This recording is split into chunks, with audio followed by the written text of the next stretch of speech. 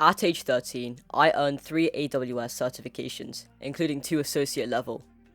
Most people will tell you that you need to spend hours a day dragging yourself through endless courses, but I managed to complete all 3 of my certifications in just 4 months from the start of 2025, and I took it leisurely. I'm going to step through exactly what I did, and what you need to do to get AWS certified this year. So when you're ready, sit back, relax, and let's go through this together. Before you get into preparing, you need to know what certification you are going to do. I started with the AWS Developer Associate because I only had experience with coding. But you might be asked to do a specific certification for a job, or you may not even have a deep background into IT yet. AWS has a concise document here where you can pick a path which you think is most suited to you. If you're struggling to pick, I would recommend taking the Application Architect path. It's the most balanced and the most valuable, and it's personally what I went for.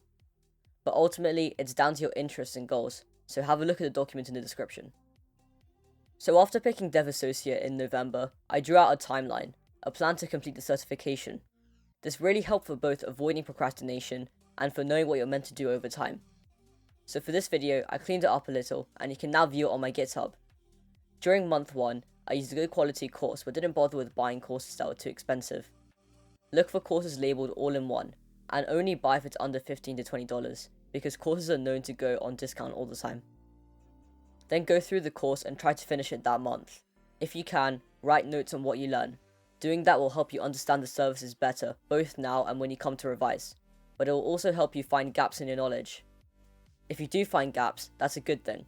Write them down and don't worry, because you have a lot of time to fill them through. Then month 2, you need to do practice labs. A practice lab is when you get your hands dirty and test the waters.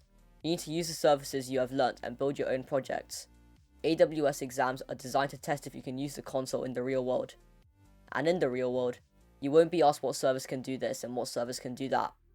To answer their questions, you need to know the services inside out and know what features they offer. There's only so much you can learn by reading and watching a course, so you need to open the console and navigate your way through it to learn every little checkbox and option. Picking the project you make is also equally as important.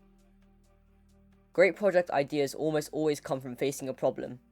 For example, I wanted to use AI to caption a batch of images, but I didn't know of any site that could do this. I used S3 and Bedrock combined with Lambda and API Gateway to build the service. Doing this not only achieved a solution to my problem, but it also gave me real experience in those 4 services, giving me a better understanding for the exam. If you're really struggling though, you could just build a WordPress site on EC2, host a static site with S3, deploy a Node.js app with Elastic Beanstalk, or just follow an API flow with DynamoDB, Lambda, and API Gateway. With those projects, the goal is not to build something life-changing or flashy, it's to gain experience in the console. The next 2 months should be spent doing practice exams, both under exam conditions and casually. I can't stress enough how important exam technique is for AWS certifications. Let's take a look at this question, for example. Firstly, you're going to have to pick out the command word. For example, cost effectiveness, lowest downtime, lowest operational overhead, etc. You can find it usually by reading the last sentence of the question. For example, it's about having the least admin overhead here. Once you do find out the command word, go through the options and eliminate any that don't agree with the requirement. For example, we can eliminate option C here, as manually writing scaling scripts does not give the lowest overhead by any means. Next, read the start of the question and mentally note any further requirements. Here, high availability and automatic scaling are the 2 extra requirements. Therefore, we can eliminate A and D, leaving option B as the best option. In the exam, you'll have about 2 hours to complete 65 questions, with more time for higher level certifications. Because of this, time management is key. Easy questions should take you no less than about 10 seconds, giving you enough time to think harder on the more difficult questions. The strategy I used to secure scores in the 800s for all my exams was to flag questions that took me longer than 10 to 15 seconds to complete, and then to use the marker and whiteboard I got to note down the question numbers that were especially difficult. That way I could prioritize the flagged questions and identify the difficult ones to leave for the end. Another thing I learned is to trust your first choice.